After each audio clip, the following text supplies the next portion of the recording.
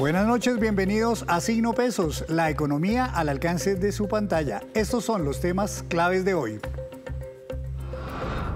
Las dos caras de la rebaja de tasas. Aunque la caída en las tasas de interés en los bancos es una oportunidad para quienes tienen créditos, también afecta los rendimientos de los ahorros.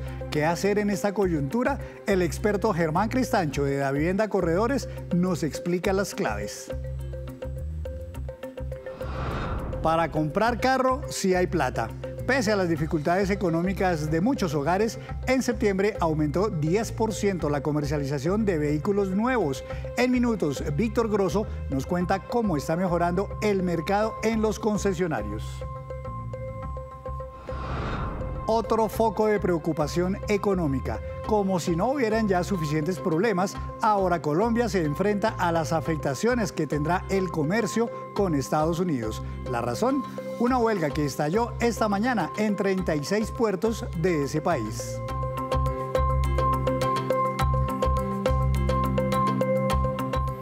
Y comenzamos esta emisión de Signo Pesos hablando de una noticia que capta la atención de los colombianos y es la rebaja en las tasas de interés en los bancos, derivada a su vez de la caída de la tasa de intervención que ha venido haciendo el Banco de la República. Para hablar de las oportunidades, pero también de los riesgos que puede generar esta situación, saludo al doctor Germán Cristancho, gerente de investigaciones económicas de Davivienda Corredores. Doctor Germán, buenas noches, bienvenido a Signo Pesos. Muy buenas noches, Henry. Muchísimas gracias por la invitación.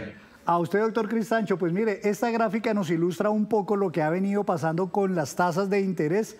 La línea naranja es la llamada tasa de usura y la línea azul es la tasa de interés corriente bancario. Esto está desde el periodo de noviembre del año pasado hasta hoy.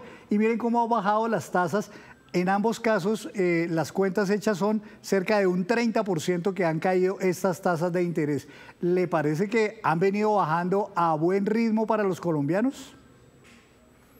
Pues Henry, lo primero que yo le diría es que las tasas de interés están bajando a un ritmo mucho más acelerado de lo que usualmente ocurre en un periodo de reducción de tasas de interés del Banco de la República. Le pongo un ejemplo.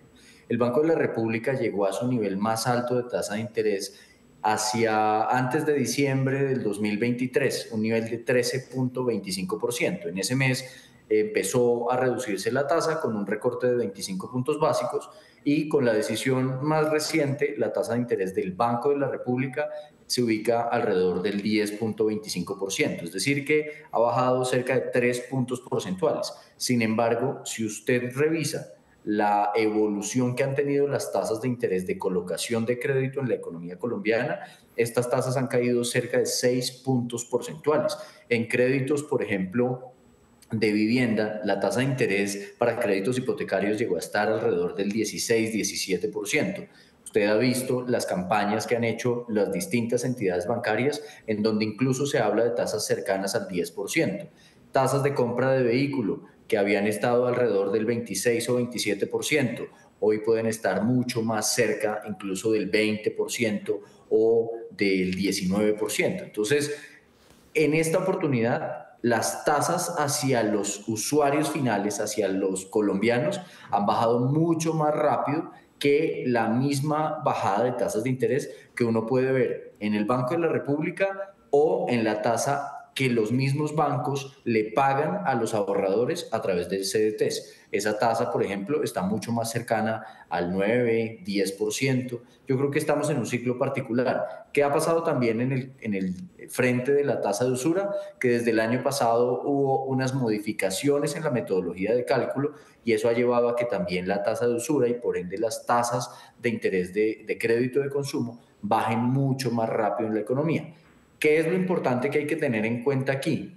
Que la tasa de interés tiene por un lado dos caras, es decir, es muy buena noticia para las empresas, es muy buena noticia para las personas, porque el gasto por intereses se va a reducir significativamente y eso va a aliviar el flujo de caja de los hogares y de las empresas. Desde el punto de vista de los inversionistas, muy seguramente lo que vamos a ver es que cada vez va a ser más difícil tener buenos rendimientos o tener esas tasas altas que se obtenían antes. Y en este caso diría también que el componente de riesgo es clave. ¿Por qué? Porque seguramente la demanda por crédito va a aumentar en la economía, pero la economía todavía no se ha recuperado en su totalidad y seguramente desde el punto de vista de las decisiones personales, pues todavía estamos sintiendo impactos de la desaceleración que ha tenido la economía colombiana en los últimos 12 o 18 meses, así que hay que ver esta rebaja de tasas también con cierta cautela de lo que puede significar esto en riesgo o toma de riesgo hacia adelante. Pues justamente es que quisiéramos hablar y profundizar un poquito en este tema de las oportunidades, pero también de los riesgos. Hablemos de oportunidades. Para la gente del común, podría ser en este momento, claro, tomadas las precauciones del caso, un buen momento para endeudarse. Es, digamos, una tasa adecuada en este momento, sabiendo de dónde venimos, de unas tasas tan altas como las que hubo el año pasado.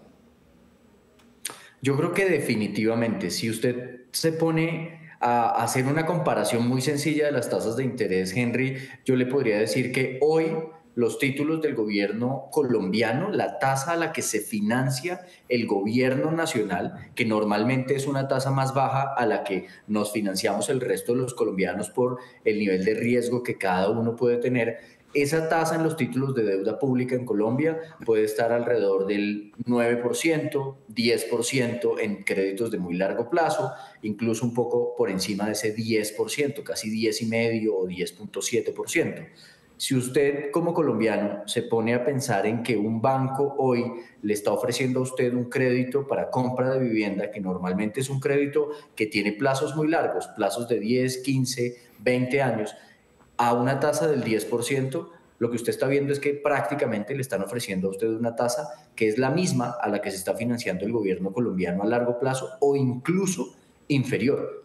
Eso es un mensaje súper potente del nivel tan bajo en el que están las tasas de interés hoy para colocación de crédito en la economía, que lo que normalmente debería ocurrir es que si a los bancos les cuesta alrededor del 9 o 10% captar y obtener recursos de los ahorradores, pues naturalmente tengan que cobrar un margen para cubrir el riesgo, cubrir sus gastos operativos, cubrir todo el funcionamiento. Eso no necesariamente está ocurriendo hoy.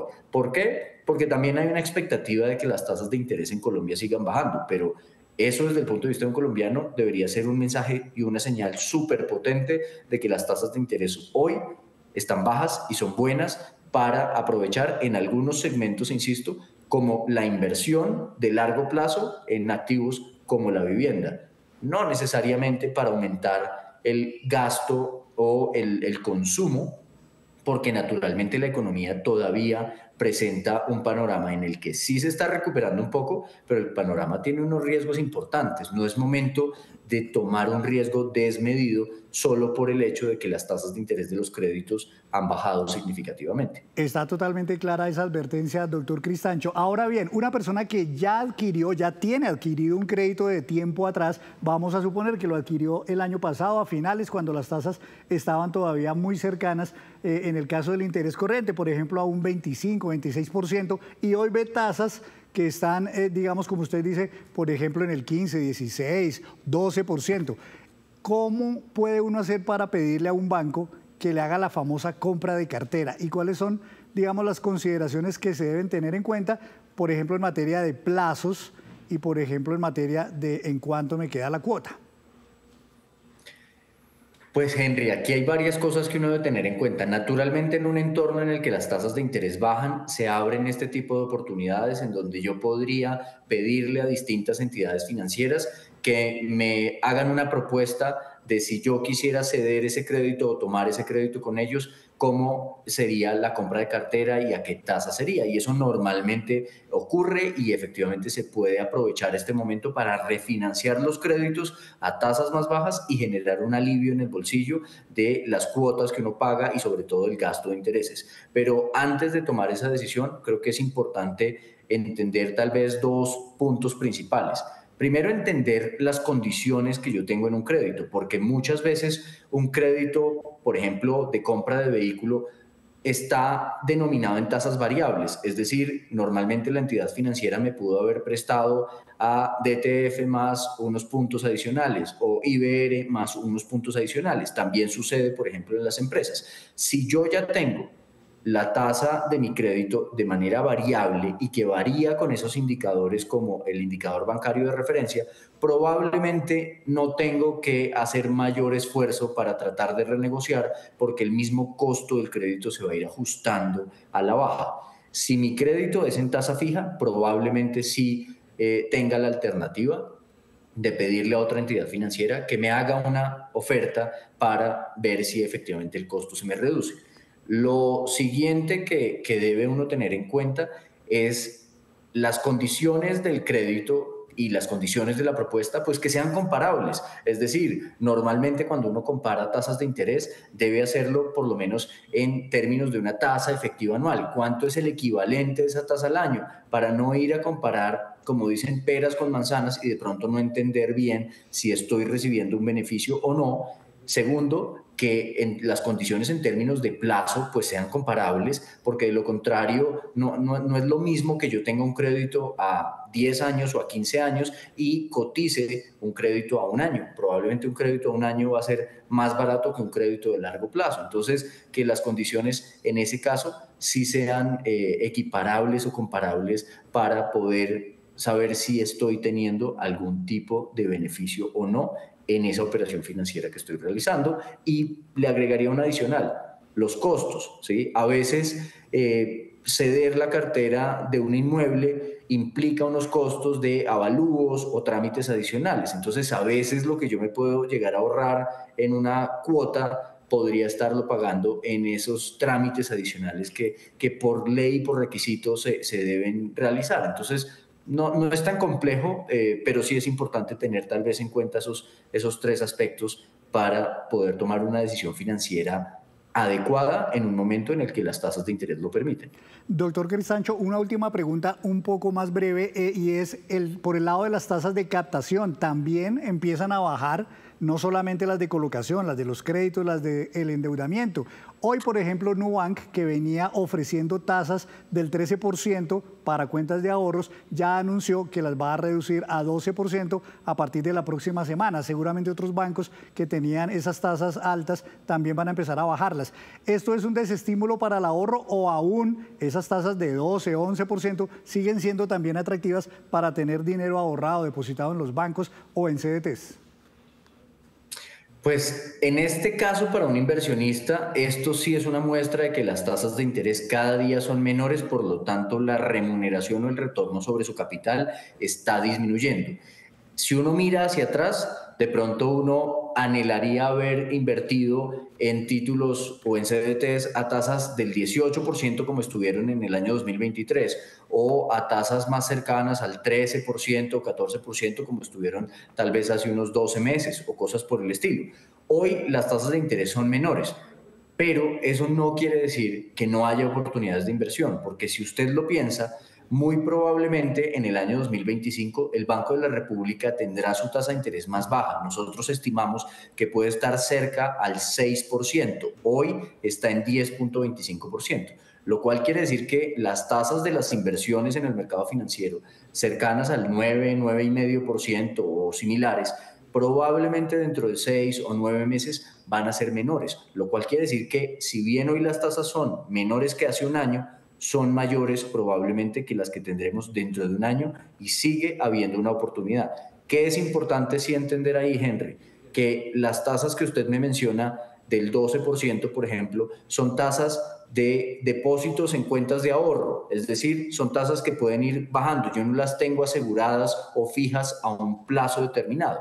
Si yo hago una inversión en un CDT a 1, a 2, a 3 o a 4 años, por ejemplo, tendré asegurada esa tasa por mayor tiempo. Así que lo que uno debería pensar es que no solo hay oportunidades de inversión, sino que debería no dejar que las tasas de interés lleguen al 6% para pensar en hacer inversiones de un plazo un poco mayor. Queda muy claro, doctor Cristancho. Muchísimas gracias por ayudarnos a ver esa doble cara de lo que es la rebaja en las tasas de interés. Gracias por estar en Signo Pesos. Henry, muchísimas gracias por invitarme y muy buena noche. Gracias, doctor Cristancho, desde Davivienda Corredores. Hacemos una breve pausa, pero cuando regresemos espere datos interesantes sobre el mercado de las telecomunicaciones en nuestro país. Ya nos vemos.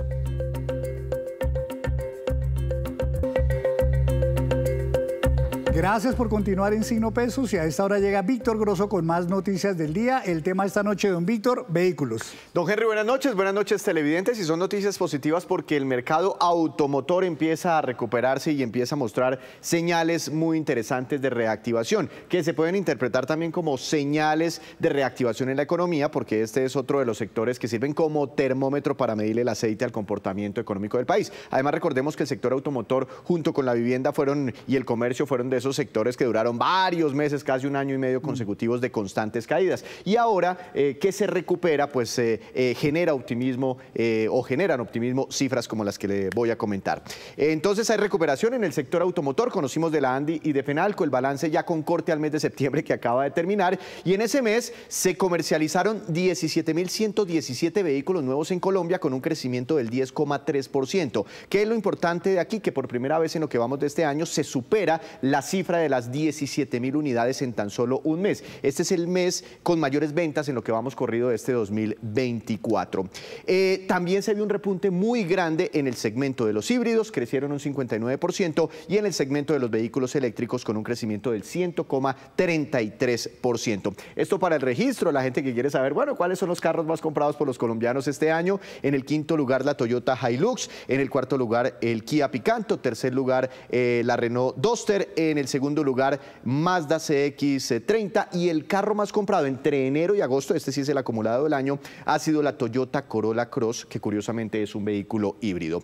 Y por último, también ventas de motocicletas, sale el reporte con un crecimiento muy fuerte en septiembre, más de 68.500 unidades, el crecimiento aquí fue del 17,04%, dicen muchos analistas que esto en parte se debe, don Henry, a lo que usted venía analizando hace un momento con un experto, a esa reducción en las tasas de interés desde el Banco de la República. También han bajado los créditos de la banca comercial, y pues la gente se ha animado a comprar bienes durables ahora que las tasas de interés están en un ciclo distinto. Don Víctor, muchísimas gracias, muy amable. Lo dejo ir tranquilo a sus ocupaciones y yo me voy a quedar por aquí. Muchas gracias. Con otro tema de mucho interés para todos los colombianos, y es que hay una noticia internacional que afecta a Colombia, y es la huelga de trabajadores en los puertos de la costa este de los Estados Unidos. Miremos cómo está la situación. Son 36 puertos que quedaron paralizados desde hoy en la costa este de los Estados Unidos. Allá llegan productos y mercancías exportados desde Colombia, desde los puertos de Cartagena, Barranquilla y Santa Marta,